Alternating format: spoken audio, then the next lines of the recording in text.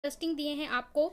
और ये टॉपिक बहुत इंपॉर्टेंट इसलिए हो जाता है क्योंकि आप भारत के निवासी हो, आप भारत के नागरिक हो, तो आपको भारत के संविधान के बारे में पता होना चाहिए।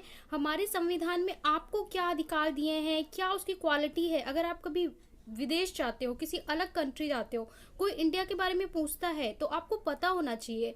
और कई बार जो हम चैप्टर पढ़ते हैं सिविक्स में, जब स्टूडेंट को चैप्टर पढ़ाओ तो उन्हें मतलब नहीं पता होता कि भाई सार्वभौमिक वयस्क मताधिकार का क्या अर्थ है।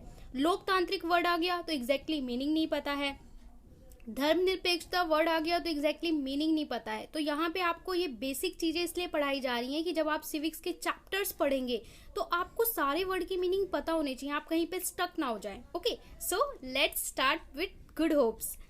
यहाँ पे दिया हुआ है, प्यारे विद्यार्थियों, पिछले कार्यपत्रक में हमने भारतीय संविधान की उद्देशिका को देखा व उससे भारतीय संविधान की प्रमुख विशेषताओं को खोजने का प्रयास किया। वर्कशीट 1 में हमने क्या पढ़ा था? वर्कशीट 1 में हमने पढ़ा था कि प्रस्तावना क्या होती है, जिसे हम उद्देशिका भी बोलते हैं। हमारे संविधान का परिचय पत्र कहा जाता है उसको, ठीक है। तो उद्देशिका आपकी हर एनसीईआरटी की बुक में दी होती है, लेकिन शायद आपने पहले कभी ध्यान न दिया हो। तो अब आपको पता होगा कि प्रस्तावना में वर्ड्स हैं, उसका मीनिंग क्या है, कब हमारी प्रस्तावना को अंगीकृत किया गया था। तो ये सब चीजें आपको पता होना चाहिए। आज के कार्यपत्रक में हम भारतीय संविधान की प्रमुख विशेषताओं का अध्ययन करेंगे। तो आज हम क्या जानने वाले हैं? विशेषताओं के बारे में जानने वाले हैं। भारत के संविधान की प्रमुख विशेषताएं। भारत के संविधान की प्रमुख विशेषताएं, यहाँ पे आपको एक चार्ट बना के दिया है, सारे वर्ड्स का मीनिंग समझेंगे। नंबर 1, संघवाद। संघवाद का क्या अर्थ है? भारत के जो विशेषता है संविधान की, संविधान है क्या? संविधान हमारी रूल बुक है, या फिर आप कह सकते हो हमारे नियमों की एक ऐसी किताब है जो हमें ये बताती है कि देश को कैसे चलाना है, ठीक है। तो इसकी पहली विशेषता है संघवाद। दूसरी विशेषता है संसदीय प्रणाली, यानी जिसे हम इंग्लिश में बोलते हैं पार्लियामेंट्री सिस्टम। अभी हम मीनिंग भी समझेंगे। इसके बाद तीसरी है, थर्ड है सार्वभौमिक वयस्क मताधिकार। इसके बाद फोर्थ है शक्तियों का बंटवारा, विभाजन। अगला है मौलिक अधिकार और सिक्स्थ है धर्मनिरपेक्षता। ओके, अब एक एक का मीनिंग समझ लेते हैं और साथ में आपको प्रश्न भी दिए हुए हैं। पहला है संघवाद। तो शासन की ऐसी प्रणाली जहां शासन 2 अथवा 2 से अधिक स्तर पर बटा होता है, यानी जो देश का शासन होगा उसका स्तर लेवल 2 होगा या 2 से ज्यादा होगा, तो उसको हम क्या बोलते हैं? संघवाद। अगर भारत के परिप्रेक्ष्य में आप देखेंगे तो भारत का शासन भी अलग अलग स्तर पे होता है। देखिए, सबसे पहले कहाँ पे होता है? केंद्र पे, ठीक है। इसके बाद अगला स्टेप क्या होता है? राज्य स्तर पे, ठीक है। और इसके बाद एक और स्तर होता है जिसको हम बोलते हैं ग्राम पंचायत या नगर पालिका। तो भारत में क्या है, जो स्तर है वो अलग अलग स्तर पे शासन होता है। राज्य में राज्य का प्रमुख कौन होता है? मुखिया होता है। कौन? मुख्यमंत्री होता है। राज्य सरकार होती है, फिर केंद्र सरकार होती है। तो हमारे यहाँ जो सरकार चलाई जाती है वो अलग अलग स्तर पर चलाई जाती है, इसलिए हमारा देश क्या है? एक संघवाद देश है। अब इसी से आपको प्रश्न भी पूछा है, अभी मैं आपको सारे उत्तर भी करवाऊंगी। प्रश्न भी पूछा है कि पता लगाइए भारत में संघवाद है और अपने उत्तर के पक्ष में तर्क दीजिए। पहले आपको समझाया और उसके बाद उसी से आपसे प्रश्न पूछ लिया, ठीक है। तो आप क्लियरली देख सकते हो। अभी मैं आपको आंसर करवाऊंगी। अगला आपसे बोला है संसदीय शासन प्रणाली। संसदीय शासन प्रणाली क्या होती है? शासन की ऐसी प्रणाली जहां संसद की प्रमुखता प्राप्त होती है, जहां संसद को प्रमुखता प्राप्त होती है, यानी पार्लियामेंट्री सिस्टम, जहां पे एक पार्लियामेंट होगी, पार्लियामेंट को प्रमुखता प्रायोरिटी दी जाएगी। पार्लियामेंट में कौन लोग आते हैं? सांसद आते हैं, और उन सांसदों को कौन चुनता है? जनता चुनती है। और जनता क्या करती है? वोट देके इन सांसदों को चुनती है, और ये सांसद मिलके फिर देश के प्रमुख को यानी राष्ट्रपति और प्रधानमंत्री को चुनते हैं वोट करके। ओके, तो इसके ऊपर भी आपसे प्रश्न पूछा है कि भारत में संसदीय व्यवस्था है कि नहीं है, तो बताइए क्यों है।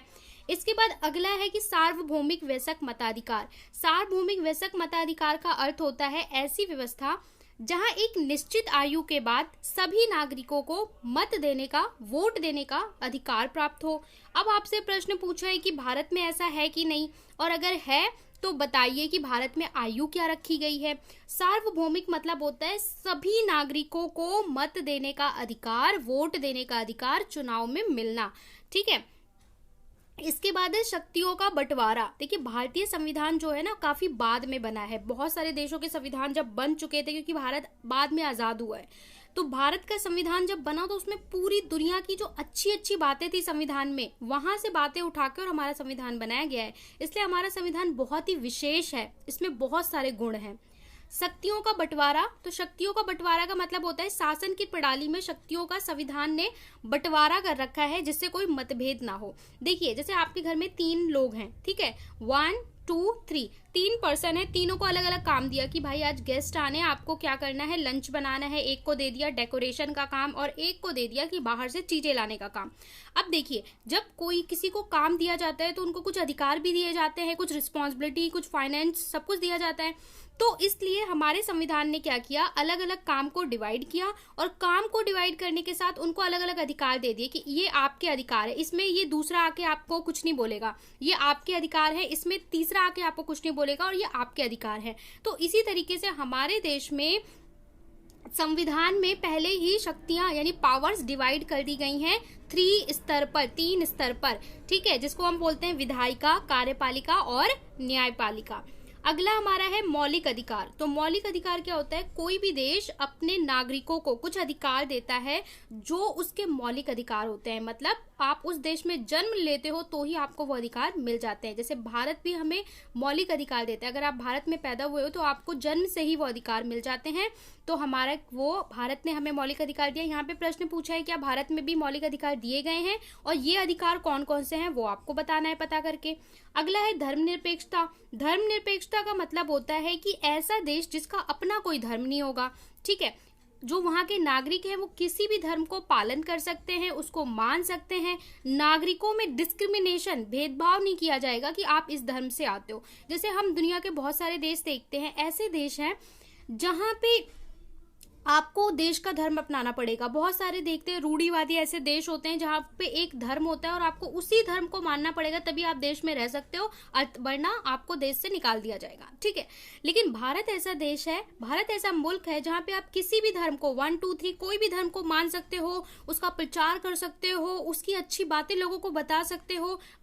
ऐसा नहीं है कि किसी के साथ डिस्क्रिमिनेशन होगा कि आप इस धर्म को मानते हो इसलिए आपको प्रायोरिटी दी जाएगी, ठीक है। तो इसका मतलब है धर्म निरपेक्षता। अब यहाँ पे आपको 6 क्वालिटीज बताई गई हैं। अब सभी पे आपसे एक एक प्रश्न पूछा गया है, तो आपको इन प्रश्नों के उत्तर देने कैसे हैं, बहुत ही इंटरेस्टिंग है। चलिए सॉल्यूशन देखते हैं। प्रश्न है, पता लगाइए क्या भारत में संघवाद है और अपने उत्तर में तर्क दीजिए, पक्ष में तर्क दीजिए। तो आप लिखेंगे हाँ भारत में संघवाद है क्योंकि संघवाद सरकार का वह रूप है जिसमें शक्ति का विभाजन आंशिक रूप से केंद्र सरकार और राज्य सरकार अथवा क्षेत्रीय सरकारों के मध्य होता है। तो भारत की स्थिति में अगर हम संघवाद की बात करें तो स्थानीय, केंद्रीय और राज्य स्तर में मत अधिकारों के वितरण परिभाषित किया जा सकता है। मतलब हम देखेंगे सबसे ऊपर कौन होता है, केंद्र होती है, ठीक है, केंद्र, एक सरकार कहाँ होगी, केंद्र पे, फिर राज्य सरकार होती है और उसके बाद आपकी जिला यानी कि जहाँ पे हम ग्राम पंचायत या नगर पालिका की बात करते हैं, देखते हैं ना गांव में ग्राम पंचायत होती है तो उनको कुछ अलग अधिकार दिए जाते हैं, ठीक है, जो गाँव में चलाई जाएगी। तो इसे हम बोलते हैं स्थानीय सरकार। तो स्थानीय, राज्य और केंद्र 3 स्तर पर विभाजन है, तो इसलिए हमारा देश भी क्या है, एक संघवाद को अपनाया गया है। अगला प्रश्न जो है उसमें बोला गया है पता लगाइए क्या भारत में संसदीय शासन प्रणाली है। तो देखिए इसका जो उत्तर है वो आपको इतना ही लिखना है, ये मैंने आपको दिया है इंफॉर्मेशन के लिए, एक्स्ट्रा दिया है, तो ये नोट है कि आप इसे लिख भी सकते हो कॉपी में और इंफॉर्मेशन के लिए जान सकते हो। आंसर आपका ब्लू वाला है। हाँ भारत में संसदीय शासन प्रणाली है क्योंकि भारत में जनता अपने सांसदों का चुनाव करती है, वह सांसद अपने प्रमुख राष्ट्रपति और प्रधानमंत्री का चुनाव करते हैं। अब ये जो ग्रीन लाइन में दिया हुआ है ये आपकी इंफॉर्मेशन के लिए है। संसदीय प्रणाली लोकतांत्रिक शासन व्यवस्था की वो प्रणाली है जिसमें कार्यपालिका और अपनी लोकतांत्रिक वैधता के माध्यम से प्राप्त करती है। इसका अर्थ क्या होता है थोड़ा मैं समझा देती हूँ। कार्यपालिका का मतलब होता है कि जो प्रधानमंत्री होते हैं और उनके साथ जो मंत्री होते हैं वो मिलके बनाते हैं कार्यपालिका, और कार्यपालिका किसमें काम करती है, संसद में काम करती है, और उसको वैलिड प्रूफ कौन देता है, विधायिका देती है जो कानून बनाती है, ठीक है। तो ये हमारी क्या है, इस प्रणाली का मुखिया राष्ट्रपति और जो सरकार का मुखिया होता है जिसको हम कार्यपालिका बोलते हैं, ये हम आम भाषा में सरकार बोलते हैं, सरकार का मुखिया कौन होता है, प्रधानमंत्री। ये आपकी इंफॉर्मेशन के लिए है। अगला प्रश्न है, पता लगाइए कि भारत में सार्वभौमिक वयस्क मताधिकार है, यदि है तो आयु कितनी है। तो आप लिखेंगे हाँ, भारत में सार्वभौमिक वयस्क मताधिकार है, क्योंकि भारत में कोई भी व्यक्ति जो 18 वर्ष पूरी कर लेता है, जब आप भी 18 वर्ष पूरी कर लेंगे तो आप वोट दे सकते हो, किसी भी चुनाव में पार्ट ले सकते हो। पूर्ण कर चुका हो तो मतदान दे सकते हो। और आयु कितनी है? 18 वर्ष। पहले ये आयु हमारे संविधान में 21 वर्ष रखी गई थी, लेकिन बाद में इसे कम करके 18 कर दी गई। अगला प्रश्न है, पता लगाइए भारत में संविधान द्वारा शक्तियों का बंटवारा कैसे किया गया है और किन स्तर पर किया गया है। तो पहले पूछा है किया गया है, तो जी हाँ, भारत में संविधान द्वारा शक्तियों का बंटवारा किया गया है। कैसे किया गया है? 3 में कार्यपालिका, विधायिका, न्यायपालिका। कार्यपालिका क्या होती है? कार्यपालिका होती है जो कार्य करती है, देश को चलाती है, यानी आम भाषा में हम इसको बोलते हैं सरकार। ठीक है, बोलते हैं सरकार। कौन सी सरकार है? जिसमें आ जाते हैं हमारे पीएम प्लस पीएम के साथ जितने भी मंत्री होते हैं, गृह मंत्री, जितने भी मंत्री होते हैं, ठीक है, शिक्षा मंत्री। तो ये हमारी क्या हो गई? कार्यपालिका। विधायिका मतलब जो विधि बनाती है, यानी कानूनों का निर्माण करती है, निर्धारण करती है संसद में, वो होती है विधायिका। न्यायपालिका जो न्याय करती है, ठीक है, जो हमारे न्यायालय हैं, जिला न्यायालय, राज्य न्यायालय, केंद्र स्तर पर सुप्रीम कोर्ट, तो ये हमारी क्या है? न्यायपालिका। तीनों को अपनी अपनी पावर दी गई है और तीनों अपने अपने स्थान पे कार्य करते हैं। अगला पूछा गया है कि क्या भारत में मौलिक अधिकार दिए गए हैं? दिए गए हैं तो कौन से हैं? तो आप लिखोगे हाँ, भारत के संविधान में नागरिकों को मौलिक अधिकार दिए गए हैं। कौन से हैं? तो ये सारे आपको पता होने चाहिए। 6 मौलिक अधिकार हैं। समता यानी कि स्वतंत्रता का अधिकार, समानता का अधिकार। दूसरा स्वतंत्रता का अधिकार। शोषण के विरुद्ध, समानता मतलब हर कोई समान है, चाहे आप अमीर हो या गरीब हो। स्वतंत्रता आपको आज़ादी, आप कहीं भी जा सकते हो, किसी भी देश, किसी भी शहर में रह सकते हो। शोषण के विरुद्ध, अगर आपके खिलाफ शोषण किया जाता है तो उसके लिए अधिकार है। धर्म की स्वतंत्रता, वही धर्मनिरपेक्ष, किसी भी धर्म का पालन कर सकते हैं। शिक्षा संबंधी अधिकार है। संवैधानिक उपचार, संवैधानिक उपचार का मतलब है कि ऊपर जो आपको 5 फंडामेंटल राइट दिए हैं, इनमें से किसी का भी हनन होता है, कोई भी अधिकार आपसे छीना जाता है, तो आप सीधा सर्वोच्च न्यायालय जा सकते हैं, सुप्रीम कोर्ट। सुप्रीम कोर्ट बोलता है कि अगर आप भारत के नागरिक हो और आपका कोई भी मौलिक अधिकार कोई छीनता है तो आप सीधा मेरे पास आ जाओ, आपको कहीं जाने की जरूरत नहीं, मैं गारंटी देता हूं कि आपका मौलिक अधिकार नहीं छीना जाएगा। ठीक है, तो इसको बोलते हैं संवैधानिक उपचारों का अधिकार। पहले हमारे पास एक और अधिकार हुआ करता था संपत्ति का, लेकिन बाद में उसे हटा दिया गया। अगर आप यूपीएससी की तैयारी करोगे या स्टेट पीसीएस की या पुलिस की, किसी भी तरह की तैयारी करोगे, सरकारी सर्विस की, सरकारी नौकरी की, या फिर क्लास 11 में 12 में आप पॉलिटिकल साइंस, ग्रेजुएशन में पॉलिटिकल साइंस पढ़ोगे, तो ये सारी चीज आप बहुत डिटेल में पढ़ोगे, एक एक अधिकार के बारे में डिटेल में पढ़ोगे।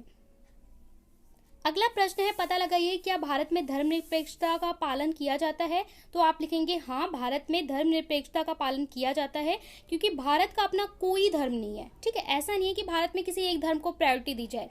यहाँ पे नागरिकों के साथ भेदभाव नहीं किया जाता कि आप किसी धर्म से हो, और भारत के सभी नागरिकों को ये स्वतंत्रता, आज़ादी दी गई है कि आप कोई भी धर्म मान लो। ठीक है, सभी धर्म के बच्चे एक ही स्कूल में पढ़ते हैं, सभी धर्म के लोग एक ही स्थल पे बैठ के खा सकते हैं, कहीं पे भी जा सकते हैं, सारे धर्म को बराबरी दी गई है।